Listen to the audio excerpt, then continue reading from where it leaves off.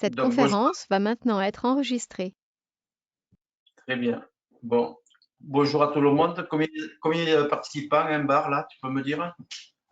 Là, il y a 50 connectés. D'accord, très bien, hein. Voilà. Il y Bon, en avait 67 inscrits ce d'accord. soir.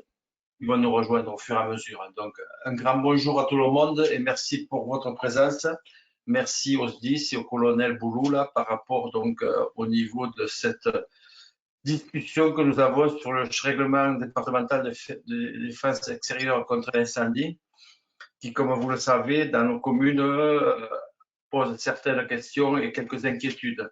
Le but donc a été à un moment donné pour l'association des maires de créer un groupe de travail justement pour essayer de retravailler ce règlement DECI. Nous avons les équipes techniques ont déjà bien avancé. Nous nous sommes réunis déjà avec les instances du DIC. Je demanderai aux participants de couper leur micro parce que j'ai des interférences. C'est bon? Impeccable.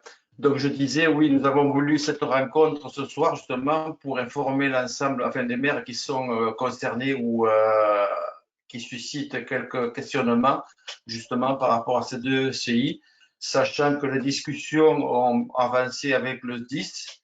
Il y a encore quelques points d'amélioration à faire et c'est pour ça que nous certainement nous finaliserons cela au mois de septembre pour que ce nouveau règlement extérieur de défense contre l'incendie là puisse être opérationnel en janvier 2022. Sachant que bon, nous avons dans quelques annexes quelques petits points d'ajustement parce que c'est dans les détails que se cache souvent le loup. Donc voilà, c'est bien les normes, mais à un moment donné, trop de normes tue les normes, quoi. Donc il est important qu'on puisse faire un règlement départemental de défense extérieure de l'incendie pragmatique et qui réponde à nos collectivités, parce que bien entendu, répondre à ces normes-là engage des enjeux tels et financiers et donc techniques que pour certaines, je dirais 95% des communes, ce sera inapplicable. Voilà ce que je voulais vous dire. Mbar, je laisse la parole à Mbar et à Charlotte Lassalle, ou le colonel Boulou qui veut dire deux mots d'introduction. Oui, merci Monsieur le Président. Donc, j'en profite, même si c'est par visioconférence, de me présenter à l'ensemble de vos collègues. Donc, je suis colonel Alain Boulou, donc le nouveau directeur départemental. Alors, certes, depuis le 1er septembre 2020, mais comme vous l'avez dit, effectivement, le règlement départemental est applicable depuis 2017. Il était prévu de le mettre à jour et de l'actualiser. Ce en quoi, effectivement, et je vais laisser la présentation se dérouler, mais nous avons travaillé dessus pour, d'une part, en faire le bilan qui va vous être présenté, une actualisation et de rappeler effectivement qu'on est dans la bonne démarche d'échange, que le souhait, effectivement, le seul souhait du SDIS, c'est de pouvoir défendre au mieux les biens au titre des communes et que, en parallèle d'ailleurs à cette démarche-là, que l'on espère conclusive d'ici la fin de l'année, on a aussi une démarche parlementaire puisqu'il y a une mission sénatoriale sur la partie réglementation départementale au niveau de la DECI qui est faite au niveau de toute la France. Donc, on aura un sujet effectivement sur un certain nombre de points techniques. Je pense que la majorité des points ont été traités. Et ensuite, et je vous remercie de l'invitation, donc le SDIS sera présent aussi le 10 septembre lors de votre congrès.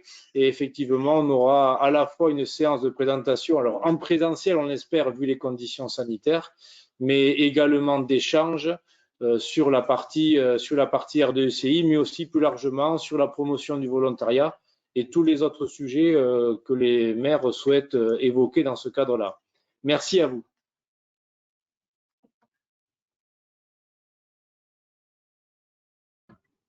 Merci. Du coup, on va laisser la parole à Charlotte qui va dérouler la présentation. Donc, bonjour à tous. J'espère que vous m'entendez bien puisque je vais parler pendant un petit moment. Donc, s'il y a un souci, surtout n'hésitez pas à le faire savoir. Juste pour me présenter, donc Charlotte Lassalle, je suis chargée d'opération au sein du service voirie réseau aménagement de l'agence publique de gestion locale. Et donc, j'assiste en fait l'association des maires sur ce dossier pour tout ce qui est la partie technique et application notamment du règlement. Donc, avant de démarrer, tout d'abord, un petit historique. Donc, avant la réglementation actuelle, il y avait donc la circulaire du 10 décembre 1951 qui s'appliquait et en fait qui disait que les sapeurs-pompiers devaient trouver sur un lieu de sinistre en tout temps 120 mètres cubes d'eau utilisable en 2 heures, avec une distance entre 2 hydrants de 400 mètres. Donc, pour faire simple et pour un peu mettre dans le contexte actuellement, ces 120 mètres cubes d'eau en 2 heures, ça correspond en gros à 60 mètres cubes par heure pendant 2 heures. Et l'histoire des 400 mètres entre 2 hydrants, ça veut bien dire, comme vous pouvez le voir sur le schéma en dessous, que la distance entre le sinistre et le point d'eau incendie, elle était de 200 mètres maximum. Donc ça, c'était depuis 1951.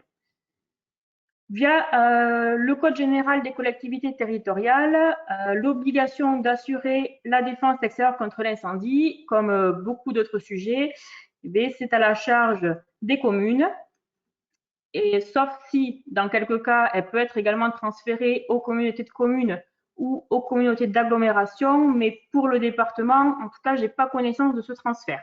Donc, on considérera pour la suite de l'étude que c'est la commune et donc monsieur le maire qui est responsable de ce sujet-là. Au niveau donc de la nouvelle réglementation qui est actuellement en vigueur. Donc, elle est issue du décret du 27 février 2015. Dans ce décret, il impose donc à l'autorité territoriale, donc au maire, de prendre un arrêté sur la défense extérieure contre l'incendie, donc DECI. Dans cet arrêté, il faut identifier les risques à prendre en compte, c'est-à-dire en fait faire un peu le bilan de tous les types de bâtiments présents sur les communes et fixer en fonction de ces risques le besoin en eau, pour simplifier. Dans le décret, il est également recommandé de faire ce qu'on appelle un schéma communal de défense extérieure contre l'incendie, SCDECI, qui, en plus de l'arrêté, prend également en compte les zones urbanisables constructibles sur les communes pour voir si la défense incendie actuelle, elle est suffisante pour les projets futurs ou pas. À la suite de ce décret, il y a un référentiel national qui est sorti et qui fixe vraiment les principes généraux qui sont relatifs à la défense incendie, mais qui n'est pas applicable en tant que tel et qui, donc, pour être applicable, doit être décliné en règlement départemental. Pour les Pyrénées-Atlantiques, ce règlement il a été arrêté par le préfet le 12 septembre 2016. Donc, on va retrouver les règles de dimensionnement de la défense incendie, donc propre au département. Ce règlement, il prend également en compte donc, la capacité opérationnelle du SDIS à intervenir sur le département. C'est les fameuses plus ou moins 20 minutes. On en reparlera par la suite. Il fixe également les caractéristiques techniques des différents points d'eau incendie qui sont acceptés, c'est-à-dire les points d'eau qui sont réellement considérés comme points d'eau incendie, et également tout ce qui est procédure de gestion des points d'eau, c'est-à-dire comment est-ce qu'on indique au SDIS qu'on va ajouter un point d'eau, qu'un point d'eau est indisponible ou qu'on en a supprimé. Voilà, donc ça c'était pour la réglementation. Au niveau du contexte, bon, monsieur Sens l'a rappelé, mais aujourd'hui, si on est là, c'est parce qu'il y a plusieurs communes qui ont commencé à réaliser donc leur schéma communal ou leur arrêté de défense incendie et qui se sont rendus compte que forcément la mise aux normes de la défense incendie représentait un coût relativement important, notamment pour les communes rurales. Du coup, l'association des maires s'est saisie du dossier et a aidé à l'introduction d'une subvention qui est la DETR depuis 2019 pour les investissements qui concernent cette thématique. Et elle a entamé une procédure donc en partenariat avec le SDIS pour réviser ce règlement. Et donc, en parallèle de ça, pour regarder notamment les pistes d'amélioration, l'association des maires a demandé à l'Agence publique de gestion locale, en tant qu'aide technique, de réaliser une étude comparative du règlement départemental des Pyrénées-Atlantiques avec ceux des départements limitrophes. Donc le Gers, les Landes et les Hautes-Pyrénées. Donc c'est moi-même qui ai réalisé cette étude. Et donc là, on va vous présenter les conclusions qui ont amené notamment sur les pistes d'amélioration. Donc les études comparatives. Ces études, elles ont porté sur 2 volets. D'abord une partie fonctionnement et ensuite une partie investissement. Pour la partie fonctionnement, qui au niveau des coûts, on va dire, n'est pas forcément là où il y a les coûts les plus importants, mais c'est quand même à regarder. Il y a 2 parties dans cette partie-là. Il y a le contrôle technique qui correspond au contrôle débit-pression que vous réalisez chaque année, soit en régie, soit avec votre délégataire. Et il y a la partie reconnaissance opérationnelle. Donc ça, c'est le SDIS, les sapeurs-pompiers qui passent chaque année pour vérifier l'accessibilité notamment et si le point d'eau, il est utilisable ou pas. Donc là, il y a uniquement un contrôle visuel. Les sapeurs-pompiers ne procèdent pas à un test débit-pression sur le poteau. Donc pour les Pyrénées-Atlantiques, le contrôle technique et la reconnaissance opérationnelle, elles sont indiquées dans le règlement à être avec une périodicité d'1 fois par an.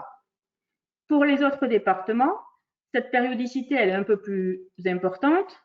Au niveau du contrôle technique, on a 1 fois tous les 2 ans pour le département du Gers et 1 fois tous les 3 ans pour les Landes et les Hautes-Pyrénées. Idem pour la reconnaissance opérationnelle où la périodicité, elle se fait à peu près 1 fois tous les 2 ans. Donc ça, c'est pour le volet fonctionnement, où il y a une petite différence. Pour la partie investissement, donc moi j'ai réalisé un rapport qui a été remis à l'Association des maires et au SDIS.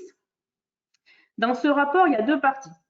D'abord, il y a une partie où j'ai vraiment regardé la demande en eau pour chacun des risques, donc les risques courants qui concernent l'habitation et les risques particuliers qui concernent les établissements qui reçoivent du public, les exploitations agricoles et les établissements industriels.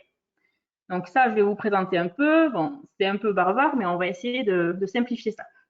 Et par contre, la seconde partie, c'est l'application en fait des différents règlements sur 2 communes témoins pour voir concrètement au niveau financier et au niveau aussi, en fonction des caractéristiques des communes, qu'est-ce qui fait évoluer d'un côté ou l'autre la balance.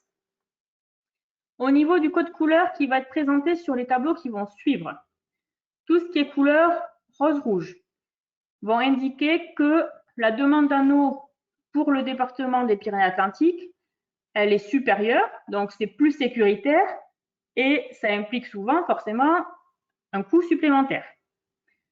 Pour les couleurs en bleu, bleu-vert, là, le département des Pyrénées-Atlantiques demande moins d'eau que les autres, donc il est moins sécuritaire mais moins coûteux. Pour les cases en jaune, là, c'est difficile d'évaluer notamment le coût. En fait, les autres départements vont demander plus d'eau, mais à une distance plus importante. Donc, dans la balance, ça s'équilibre. Et ensuite, pour tout ce qui est blanc, le besoin est identique quel que soit le département. Donc, pour ce qui est des risques courants. Donc, d'abord, il y a des petites spécificités à chaque règlement. Déjà, ce qu'on constate, c'est que sur les 4 départements, seul le département des Pyrénées-Atlantiques prend en compte la capacité opérationnelle des plus ou moins 20 minutes. Et ensuite, il y a des différences sur ce qu'on va appeler les tiers. Les tiers, donc comme vous pouvez le voir, je pense, sur le petit schéma, c'est la distance entre, on va dire, 2 habitations ou 2 bâtiments. Donc, pour le 64, le 32 et le 40, ce tiers, cette distance d'isolement, elle est de 8 mètres, c'est-à-dire qu'on sera isolé au-delà de 8 mètres, alors que pour les Hautes-Pyrénées, l'isolement pour le risque courant habitation, il est de 4 mètres. Donc, à partir de 5 mètres, on sera isolé dans les Hautes-Pyrénées. Ensuite, donc là, ce qu'on va voir rapidement, c'est qu'on a des différences. Donc, alors juste pour rappeler, au niveau des familles, les premières familles, c'est les habitations individuelles sur rez-de-chaussée plus 1 ou moins 1, c'est-à-dire de 1 à 2 niveaux. La deuxième famille, c'est les habitations individuelles entre 3 et 4 niveaux. Donc là, sans rentrer dans les chiffres, parce que ce n'est pas forcément utile, ce qu'on voit, c'est que là où il y a du rouge, ça veut dire là où le département du 64, il demande plus d'eau, ça va être pour les premières familles à plus de 20 minutes. A contrario, là où on a du vert, on va avoir le cas notamment pour la surface, les surfaces inférieures à 40 mètres carrés, c'est-à-dire que pour les Pyrénées-Atlantiques, sur des habitations inférieures à 40 mètres carrés, il n'y a pas de DECI prescrite. Cette surface, elle est portée à 50 mètres carrés pour le Gers et le 65, alors que pour le 40, dès le premier mètre carré, il y a une défense incendie qui est demandée. Et enfin, sur la dernière ligne, donc au niveau de la deuxième famille, là on voit que le département des Pyrénées-Atlantiques, il demande moins d'eau sur les habitations à moins de 20 minutes. Donc là, vous avez en fait l'explication que je viens de vous faire en résumé. Pour ce qui concerne les établissements qui reçoivent du public, ce qu'on a constaté, donc là on voit qu'il y a beaucoup de roses, c'est que pour faire simple, pour les bâtiments de petite surface, c'est-à-dire inférieurs à 250 mètres carrés, le département des Pyrénées-Atlantiques demandait plus d'eau. Il y avait aussi également des petites subtilités, c'est-à-dire que pour le 64, on avait bien évidemment donc, la notion de capacité opérationnelle qui rentrait en jeu et également la notion de classe. Donc les classes, en fait, ça représente plusieurs types d'ERP, à ne pas confondre avec les catégories. Les classes, en fait, c'est les types, est-ce qu'on est sur du restaurant, de l'école, des lieux de culte, ou est-ce qu'on est sur des magasins, sur des musées, etc. Donc, il y avait des distinguos, notamment sur les distances. Donc, voilà les différences. Là, voilà, pareil, vous avez là ce que je viens un peu de vous rappeler sur les différents sur les différences entre les règlements. Pour la partie risque agricole, donc les tableaux ils sont un peu petits, les chiffres en soi sont pas très importants. Vous pourrez après avoir accès normalement au support, donc n'hésitez pas. Ce qu'on voit, c'est que il y a une particularité toujours sur l'isolement, c'est-à-dire les fameux tiers qu'on a vu tout à l'heure. Pour le 64, ce tiers il est de 10 mètres, alors que pour les autres, il est à 8 mètres. On a toujours pareil, la capacité opérationnelle qui rentre en compte, avec une étude spécifique qui doit être faite par le SDIS du 64 lorsqu'on est à plus de 20 minutes. Après, ce qu'on voit, donc au niveau des zones où on est en bleu-vert, c'est que le département des Pyrénées-Atlantiques, il va donner moins d'eau sur les bâtiments qui sont non isolés inférieurs à 500 mètres carrés. A contrario, il va demander plus d'eau sur les bâtiments qui sont isolés et qui font moins de 250 mètres carrés. Il y a également une petite particularité qui est mise en place pour les départements des Landes et des Hautes-Pyrénées, c'est qu'ils ont une catégorie qu'on appelle usage multiple. Dans le règlement actuel, on a une catégorie pour l'élevage, une catégorie pour le stockage de matériel et une catégorie pour le stockage de fourrage. Les Landes et les Hautes-Pyrénées, ils ont également instauré une catégorie supplémentaire qui prend en compte des bâtiments où il y a un peu de tout ça à l'intérieur. Et c'est vrai que dans nos exploitations agricoles, parfois, on est amené à avoir ce cas-là. Là, comme vous avez pu voir sur les différents risques que j'ai abordés uniquement des petites surfaces, inférieures souvent à 500 mètres carrés. Pourquoi? Parce que lorsqu'on est sur des surfaces plus importantes, tous les règlements sont raccords sur le besoin non demandé. C'est pour ça que je ne les ai pas abordés, puisque les différences vont se faire sur les petites surfaces. Pour ce qui est du risque industriel, là, c'est le référentiel dit D9 qui s'applique dans tous les départements pour tous les règlements. Donc, il ne va pas y avoir de différence sur le besoin en eau. Donc, maintenant, un peu qu'on a vu juste tout ça, on va le mettre en pratique avec le cas des communes test. Donc, pour mieux comprendre et voir les impacts. Les communes test, donc ce sont deux communes sur lesquels j'ai réalisé les schémas communaux de défense extérieure contre l'incendie. Au niveau des variables considérées, donc je les ai considérées à moins de 20 minutes et à plus de 20 minutes, les mêmes communes, pour voir les écarts. Au niveau des risques présents, ces communes, elles avaient au niveau habitat du risque courant faible, c'est-à-dire donc des maisons d'habitation isolées, et des risques courants ordinaires, donc des maisons d'habitation rapprochées, comme on peut le trouver dans un bourg. Au niveau des établissements qui reçoivent du public, il y avait uniquement les établissements de classe 1 qui fait, avec la différence qu'il y a actuellement sur les distances, que ça influait pas trop avec les autres départements. Et il y avait bien évidemment des exploitations agricoles. Il n'y avait pas de risque industriel sur ces communes-là, mais comme on vient de voir que tous les règlements le considèrent de la même manière, de toute façon, il n'y aurait pas eu d'impact financier ou de besoin en eau s'il y avait eu ce cas-là. Au niveau des débits des points d'eau incendie, il y avait soit des débits soit des poteaux incendie dont le débit était égal ou supérieur à 60 mètres cubes, et des débits ensuite qui étaient en dessous des 55 mètres cubes. Pourquoi? Parce que dans les règlements du GERS et du 65, il y a une marge de tolérance qui est indiquée, c'est-à-dire que dans ces deux règlements, un poteau incendie qui aurait un débit compris entre 55 et 60 et 59 mètres cubes serait considéré conforme pour un besoin en eau de 60 mètres cubes. Au niveau des caractéristiques générales des communes, on a une densité de population d'environ 40 habitants au kilomètre carré. Donc sur les deux communes, on est vraiment sur des communes rurales. Mais elles sont constituées les deux d'un bourg et d'habitat diffus. Il faut voir la différence aussi là-dessus.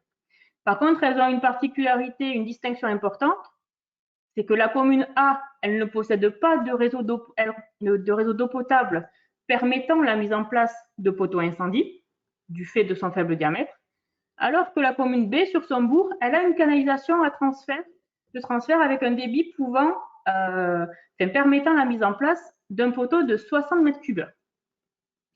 Donc là, on va passer concrètement au calcul financier et on va voir l'impact.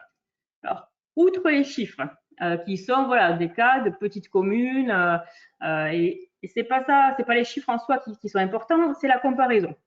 Ce qu'on voit, c'est que sur la zone, on va dire bourg, où on peut mutualiser les investissements, mais forcément, sur une commune qui a un réseau d'eau potable compatible avec la défense incendie, l'investissement sera moindre par rapport à une commune sur laquelle il faut mettre des réserves incendie.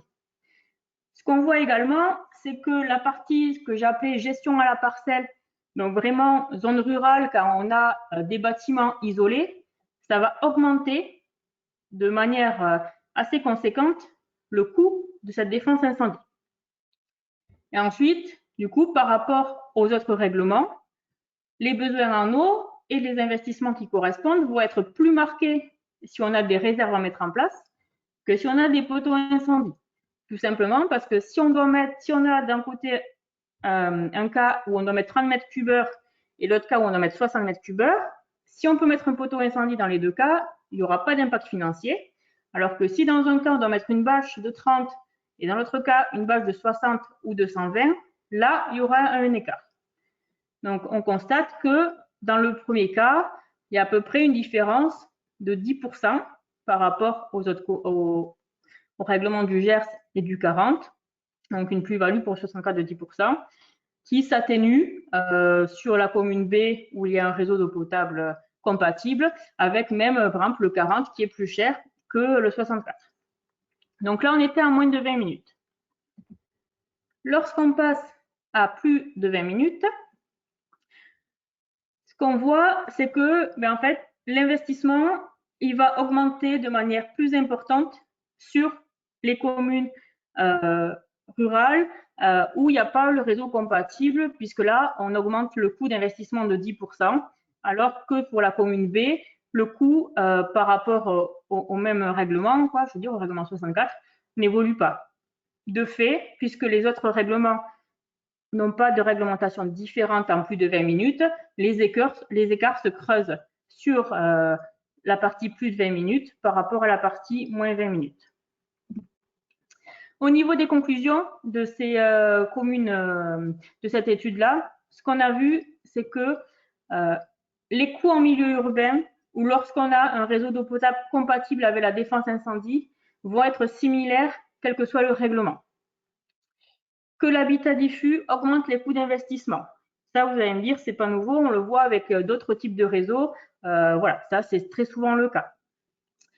Ce qu'on voit aussi, c'est que le règlement des Pyrénées-Atlantiques, il va être plus sécuritaire, donc demander plus d'eau sur les bâtiments, notamment habitats et établissements qui reçoivent du public, de petite capacité et à plus de 20 minutes. Enfin, on remarque donc que plus le risque augmente, moins il y a de différence. Voilà. Quand il y a vraiment des gros risques, tous les règlements les pompiers ont besoin d'eau et tous les règlements ont besoin de la même quantité d'eau. Et par contre, en faisant l'étude, même si là, ça apparaît pas forcément dans les chiffres, on se rend compte que quel que soit le règlement, le risque agricole augmente le besoin en eau des zones rurales. Donc là, je vais en avoir fini pour cette partie 1. Si vous avez des questions d'ordre technique, puisqu'après là, on va passer au processus de révision, donc on va dire tout ce qui est commentaire politique, il vaut mieux attendre le processus de révision pour voir justement les évolutions. Par contre, si vous avez des questions d'ordre technique sur ce que je viens de présenter et des choses, voilà, moi j'y suis dedans, donc je sais où je vais et je comprends bien mes différents termes, n'hésitez pas à intervenir à présent. Oui, une question par rapport aux exploitations agricoles. Oui. C'est forcément à la charge des communes où il peut y avoir une demande de participation en fonction des tailles des exploitations. Oui, alors pour les exploitations agricoles, il y a deux possibilités. Il y a la possibilité, comme pour tout type, on va dire, de bâtiment lors de la dépose d'un permis, s'il n'y a pas la défense incendie ou s'il n'y a pas parfois d'autres réseaux, en fonction de l'implantation, de mettre à la charge un équipement propre. Ça, c'est une chose. Et à côté, par contre, si une exploitation agricole, du fait de sa taille, demande un besoin en eau supérieur à ce qu'aurait demandé, par exemple, la zone des habitations, on peut lui demander une participation à ce qu'on appelle un équipement exceptionnel. Voilà. Et dans ce cas-là, dans le cas de la participation à l'équipement exceptionnel, là, le point d'eau incendie reste public, alors que dans le cas d'un équipement propre, le point d'eau incendie, il est privé. Charlotte, quand vous posez la question, présentez-vous, parce que quand on enregistre, on ne sait pas qui c'est qui a parlé. Donc, présentez-vous.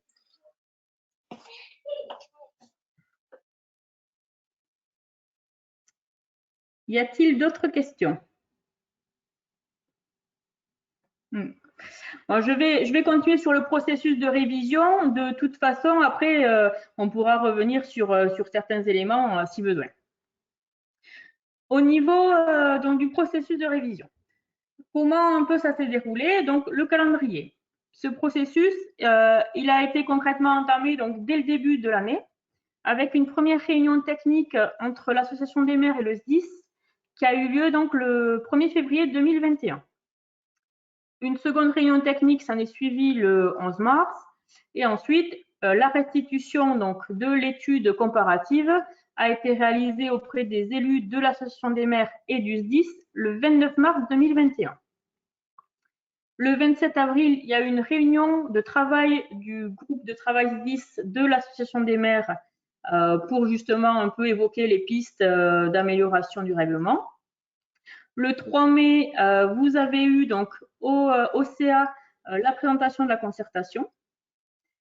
Le 9 mai, on a fait une réunion donc, avec les élus de l'Association des maires, du SDIS et également de la Chambre d'agriculture.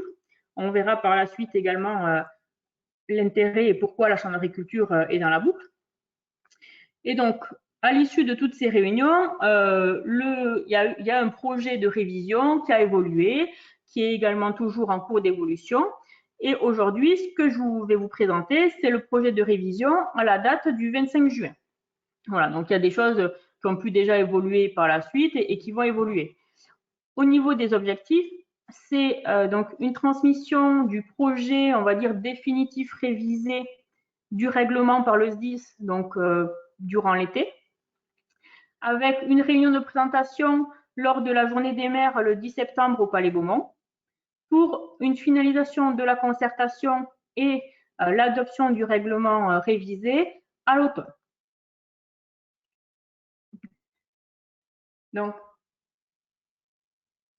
au niveau du projet de révision, donc les tableaux sont un peu lourds, il y a plein de choses écrites, mais je vais vous expliquer et on va essayer de rendre ça un peu plus simple.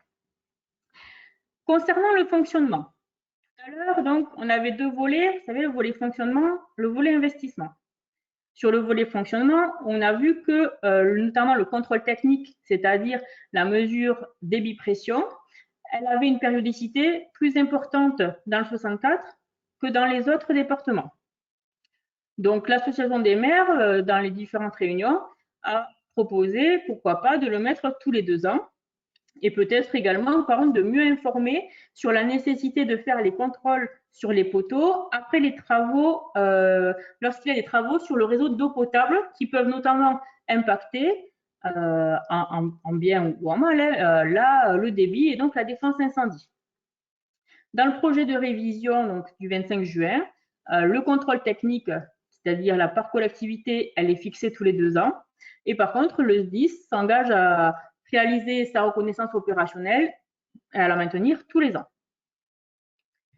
Au niveau des débits sur les poteaux incendies, je vous ai vite fait évoquer le fait qu'il y avait des marges de tolérance qui étaient appliquées dans certains règlements, avec notamment la possibilité, donc ça c'est la proposition du SDIS qui a été de dire qu'il propose une marge de tolérance, c'est-à-dire qu'un poteau incendie qui aurait un débit entre 54 et 59 mètres cubes heure serait considéré comme conforme pour défendre un risque nécessitant 60 mètres cubes heure. Donc, à ce jour, l'association des maires, elle n'est pas contre, ça fait partie des propositions à valider. Pour l'instant, ça n'a pas été ajouté, par contre, dans le projet de révision. Concernant les zones refuge, qu'est-ce que c'est ces zones refuge? Donc, aujourd'hui, dans le règlement, elles ne sont pas abordées. En fait, ces zones-là, elles concernent les voies d'accès, les routes qui font moins de 3 mètres. Le SDIS, en fait, souhaitait mettre en place donc, des zones refuge à tous les 200 mètres pour permettre notamment le croisement avec les engins des pompiers ou des secours en général. L'association des maires, elle n'est pas imposée à la mise en place de ces zones refuge. Par contre, ce qu'on a dit, ce qu'ils ont dit aux 10, les élus, c'est que ces zones refuge, elles ne pouvaient pas être imposées. Et donc, il ne fallait pas que l'absence de zone refuge implique une absence de défense incendie réglementaire. Donc, au niveau du projet de révision, le SDIS, du coup, est resté sur ça. C'est bien une proposition. Donc, lorsqu'on a ce cas-là et lorsqu'il y a des travaux de voirie qui sont réalisés ou des nouvelles voies créées, si elles font moins de 3 mètres, il y a des propositions d'aménagement de zones refuge pour permettre le croisement. Mais l'absence de zone refuge n'impliquera pas une défense incendie non réglementaire. Au niveau des piscines, donc ça, je sais que ça passionne les débats. Piscine égale point d'eau incendie ou pas? Donc aujourd'hui, les piscines, elles sont prises en compte que sur dérogation du SDIS avec voilà, des choses assez particulières. Et il y a pas, elles sont notamment pas prises en compte pour ce qui est considéré comme l'autoprotection.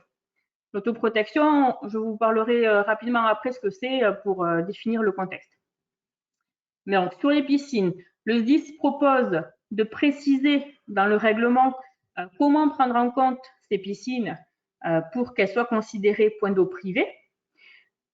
Mais donc, en tout cas, ça conditionne au préalable qu'il y ait un équipement de pompage, voire et une aire de stationnement pour permettre l'accès du camion-pompe au point d'eau.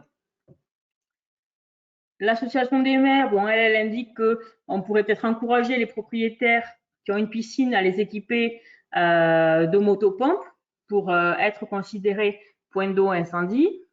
Dans le projet de révision, les piscines sont abordées.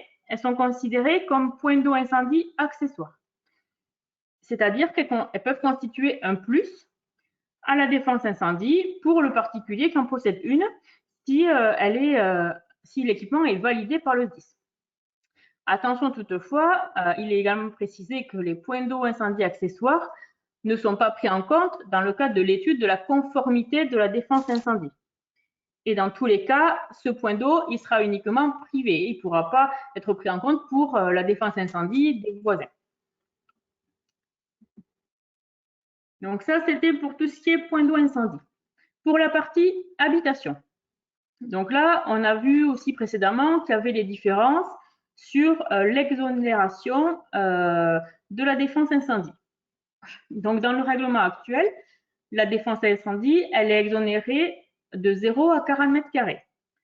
Sur le Gers et les Hautes-Pyrénées, cette surface, elle est à 50 mètres carrés. Donc la proposition du SDIS, ça a été de dire on va se mettre au niveau des autres départements, ce sera voilà, plus simple et donc on augmente de 10 mètres carrés cette surface d'exonération. Donc l'association des maires, elle n'est pas contre et donc actuellement dans le projet de révision, la surface minimale qui impose une défense incendie donc pour les risques courants habitation, c'est 50 mètres carrés. Ensuite, il y a eu également une discussion sur la capacité opérationnelle, donc les fameuses plus ou moins 20 minutes. Dans le règlement actuel, donc, il y a une différenciation du besoin en eau en fonction de si les sapeurs-pompiers peuvent arriver à moins de 20 minutes ou à plus de 20 minutes. Donc, le SDIS, dans ses propositions, a indiqué qu'il souhaitait maintenir cette capacité opérationnelle et ajouter peut-être des distinctions du besoin en fonction de certaines surfaces et de certaines catégories de familles. L'association des maires, elle souhaitait enlever le surplus d'eau demandé à plus de 20 minutes pour la première et deuxième famille et se caler au niveau des surfaces de ce qui se fait sur l'autoprotection. Et du coup, de considérer plutôt le risque de fonction s'il est isolé ou non isolé.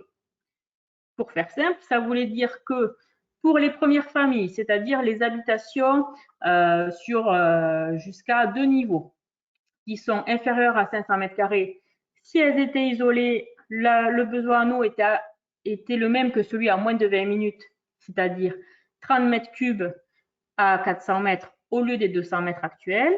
Et pour les non isolés, c'était de 60 cubes à 200 mètres au lieu des 120 cubes actuels. Pour les secondes familles, les bâtiments donc de R+3 à R+4, pour les surfaces inférieures à 500 mètres carrés, c'était de dire à plus de 20 minutes, le besoin en eau, il est également de 60 mètres cubes à 200 mètres, au lieu des 120 mètres cubes à 200 mètres, comme c'est le cas actuellement.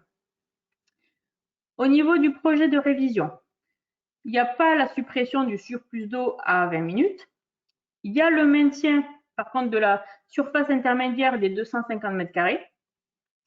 Voilà. Le règlement, il est également, on le voit, en cours de modification. Hein, il est en cours de révision, donc il y a des petites incohérences dans la partie rapport. Il n'y a pas de modification du besoin en eau. Par contre, l'annexe 2, qui concerne donc les besoins en eau sur les habitations, elle a été modifiée. Et en fait, elle introduit une différence pour les bâtiments de première famille sur l'isolement, entre l'isolement physique, c'est-à-dire si les habitations, elles sont vraiment séparées de 8 mètres, et l'isolement qu'on va dire par mur coupe-feu. Donc, si l'isolement, il est physique, il y aura un besoin en eau qui sera de 60 mètres cubes à 200 mètres au lieu des 120. Et si c'est un mur coupe-feu, on restera sur les 120 à 200 mètres. Voilà. Donc, il y a toujours ces notions-là. Donc, en fait, on a pris les mêmes que ce qu'on a actuellement au niveau des besoins en eau et on a rajouté ils ont rajouté donc une catégorie intermédiaire pour un peu alléger le besoin en eau sur ces cas-là. Au niveau de l'autoprotection. Donc, l'autoprotection, qu'est-ce que c'est? C'est la mise en place des systèmes qui sont dits donc sprinklers au niveau des habitations. Donc, on n'est pas trop concerné dans le département. Il n'y a pas beaucoup d'habitations équipées de ce système-là. C'est un système en fait avec la chaleur, la petite capsule rouge que vous voyez là dans l'image à l'écran, avec la chaleur, elle va se casser et elle va permettre la diffusion de l'eau qui est située dans un tuyau au-dessus. Donc actuellement dans le règlement, il y avait cette autoprotection a été prise en compte uniquement si on était à plus de 20 minutes. Donc il y avait une différence du besoin qu'à plus de 20 minutes. La proposition du SDIS, c'est de dire bien sûr que les mesures d'autoprotection, il faudrait qu'elles soient préconisées pour réduire les intensités du feu, notamment lorsqu'ils ont des délais d'intervention importants. Et par contre, de simplifier au niveau des besoins en eau, de dire pour les premières familles inférieures à 500 mètres carrés, il faut un point d'eau à 2 km au lieu des 200 mètres actuellement. Et pour les deuxièmes familles inférieures à 500 mètres carrés, il faut un point d'eau à 400 mètres au lieu des 200 actuellement. L'association des maires, sur ce point-là, elle a demandé quand même aussi l'avis de Monsieur Visery, qui est donc au service instructeur de l'agence, et qui a indiqué que dans l'absolu, l'autoprotection, c'est une bonne mesure, mais que par contre, le maire ne peut pas l'imposer. Dans le cadre d'un permis, il ne peut pas imposer un mode d'autoprotection. Et du coup, dans le projet de révision, l'autoprotection, elle est préconisée pour l'habitat isolé, elle ne peut pas être imposée. L'autoprotection est également prise en compte pour les communes à moins de 20 minutes. Et donc, en fait, pour ce cas-là, les 20 minutes ne sont plus pris en compte, c'est-à-dire que quelle que soit la capacité opérationnelle, pour la première famille inférieure à 500 mètres carrés, on pourra avoir un point d'eau à 2 km. Et pour la seconde famille inférieure à 500 mètres carrés, on pourra avoir un point d'eau à 400 mètres. Donc voilà, pour tout ce qui était habitation. Maintenant, on va passer à tout ce qui concerne les établissements qui reçoivent du public. Donc, juste sur la surface qui exonère la défense incendie, pour se caler aux autres règlements et également à ce qui est proposé pour les habitations, l'exonération, elle passe de 40 mètres carrés à 50 mètres carrés et donc c'est indiqué comme ça dans le projet de révision. Au niveau du règlement actuel, donc on le voit, la colonne bleu foncé, elle est assez chargée. Il y a une distinction selon la capacité opérationnelle et selon les classes. On a vu que dans les autres départements, il n'y avait pas de capacité opérationnelle et il n'y avait pas non plus cette prise en compte de notion de classe. Du coup, pour simplifier un peu la prise en compte de ce risque, le SDIS a proposé de supprimer la capacité opérationnelle pour ce type de risque et de faire l'analyse sans distinction de classe. Et donc, voilà, c'est tout ce qui, par rapport à la proposition du SDIS et le projet de révision est en adéquation. Pour les surfaces inférieures à 250 mètres carrés, le besoin en eau, il va passer donc de 30 mètres cubeurs pendant 2 heures à 200 mètres, au lieu des 60 mètres cubeurs pendant 2 heures actuelles. Et pour et pour les surfaces entre 250 et 500 mètres carrés, le besoin en eau, il va passer de 60 mètres cubeurs pendant 2 heures à 200 mètres, alors qu'actuellement, la distance, elle était à 150 mètres, voire 100 mètres. Et ensuite, pour ce qui est supérieur à 500 mètres carrés, on retrouve le référentiel D9 qui est également appliqué dans les autres règlements. Voilà. Donc, ce référentiel, en fait, il fixe le besoin en eau et la distance, elle est fixée par le projet de révision à 150 mètres. Au niveau des exploitations agricoles. Donc là, toujours pareil, on a cette notion de capacité opérationnelle dans le règlement actuel avec une étude spécifique pour les exploitations à plus de 20 minutes.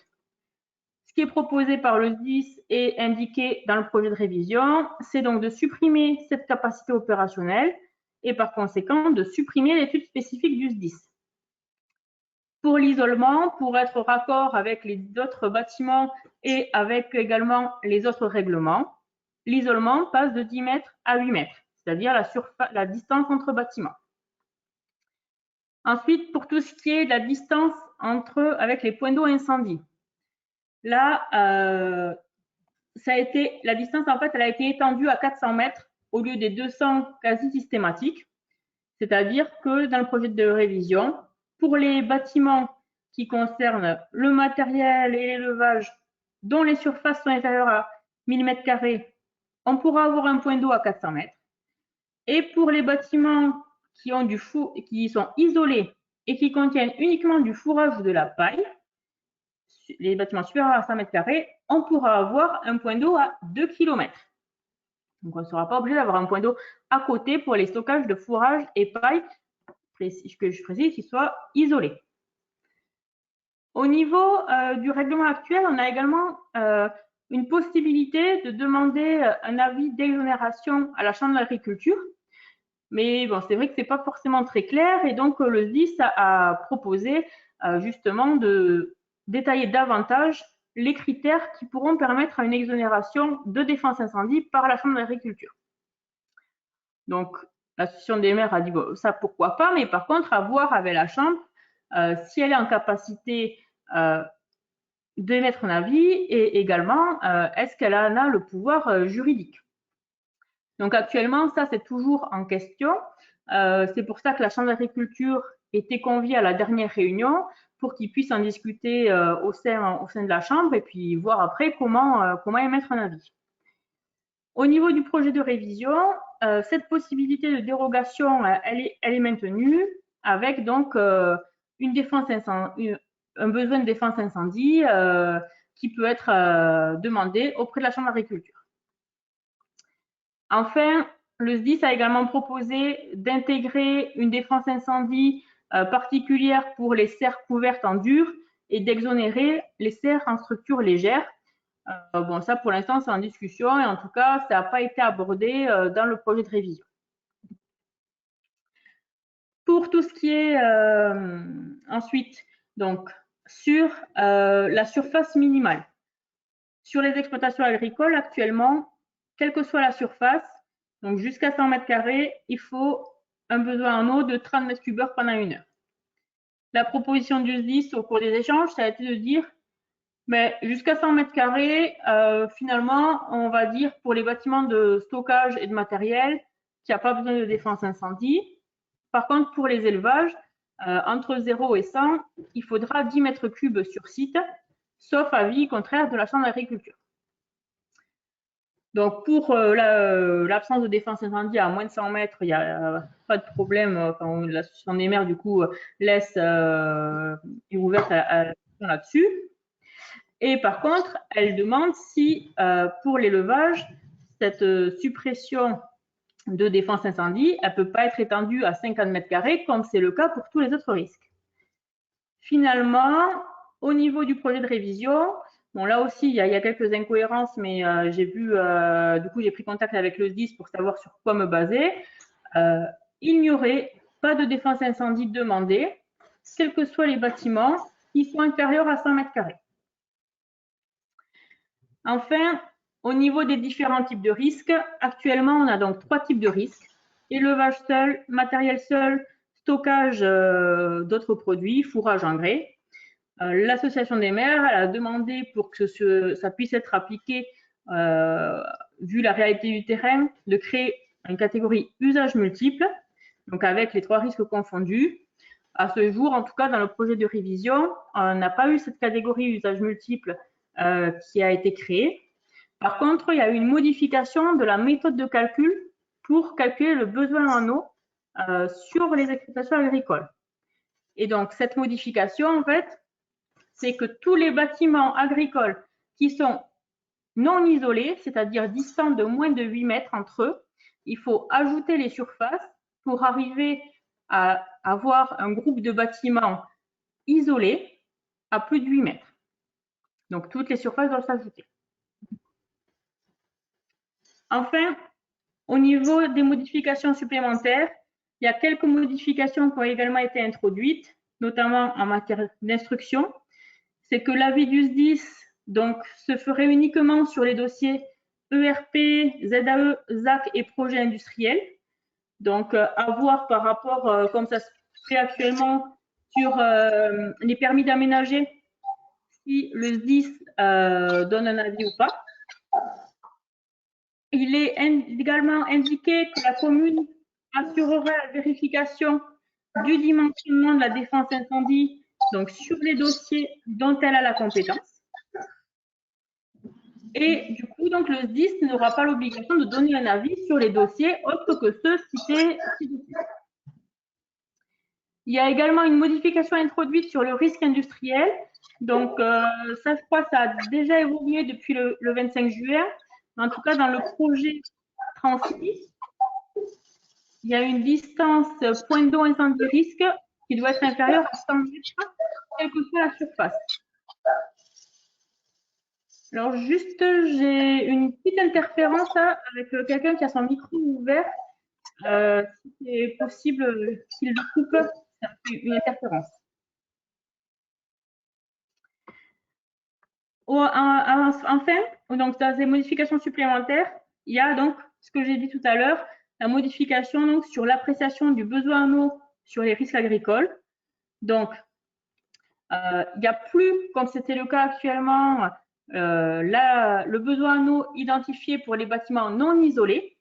Et ça fait qu'il faut donc ajouter les surfaces des bâtiments qui ne sont pas isolés pour obtenir un groupe, une surface globale qui est isolée de 8 mètres. Donc, maintenant, ça va devenir un peu plus concret. On va revenir dans les chiffres et on a bientôt fini, je vous rassure. On va voir donc l'impact de ce projet de révision du 25 juin sur notamment donc, les cas des communes tests. Donc, juste sur la partie fonctionnement, ce qu'on a vu, donc, c'est que le contrôle technique, il passe de une fois par an actuellement à une fois tous les 2 ans en révision. Voilà. Et donc, ça, c'est on voit que ça devient un peu comme le 32. Et que par contre, la reconnaissance opérationnelle, elle se fera toujours une fois par an. Sur la partie investissement. Donc, j'ai repris mes 2 communes tests précédemment étudiées et j'ai appliqué le nouveau règlement. Alors, avant au-delà des chiffres, juste, on voit sur les 2 cas qu'il y a une augmentation. Cette augmentation, elle est due parce que dans mes 2 communes, il se trouve que j'ai une exploitation agricole en centre-bourg avec des bâtiments rapprochés et qui fait augmenter le besoin en eau qui est actuellement de 60 mètres cubes heure pendant 2 heures à 200 mètres. Donc, j'ai un besoin en eau de 120 mètres cubes qui le fait passer à 80 mètres cubes heure, 90 mètres cubes heure, pardon, pendant 2 heures. Donc, un besoin de 180.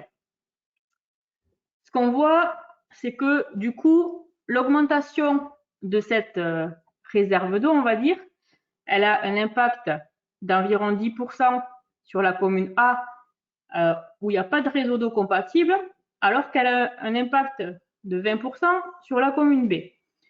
Tout simplement, sur la commune A, on avait déjà une réserve qui était donc de 120, qu'on passe à 180.